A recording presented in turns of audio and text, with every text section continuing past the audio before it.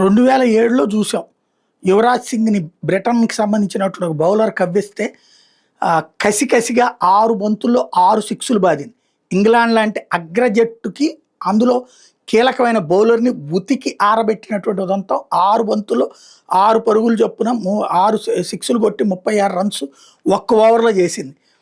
ఆ తర్వాత కీరవ్ Pollard West Indies శ్రీలంకలో 2021లో చేశాడు. దీపేంద్ర సింగ్ వెస్టిండీస్ మీద చేశాడు. వెస్టిండీస్ శ్రీలంక జట్లో శ్రీలంక మీద చేశాడు అతను.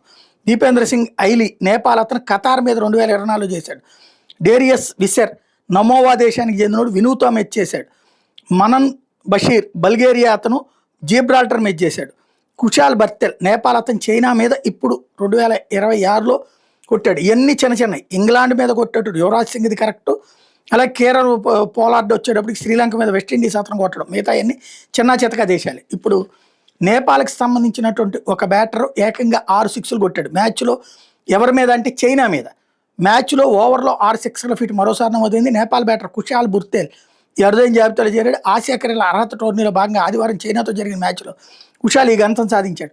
China left arm spinner Chen Zhu Yu ఓవర్లో అతను 6 సిక్స్లు బాదాడు. ఈ ఓవర్లో తొలి 5 బంతులు కుషాల్ వరుసగా 5 ఆర్లు కొట్టాడు. తర్వాత బంతిని చెన్ వైడ్గా వేశాడు. అయితే ఆదనపు బంతిని కూడా కుషాల్ 6గా మార్చడంతో ఓవర్లో 6కు 6 పూర్తయింది. మ్యాచ్లో కుషాల్ 43 బంతుల్లో 5 ఫోర్లు 16 సిక్స్లతో 129 పరుగులు సాధించాడు.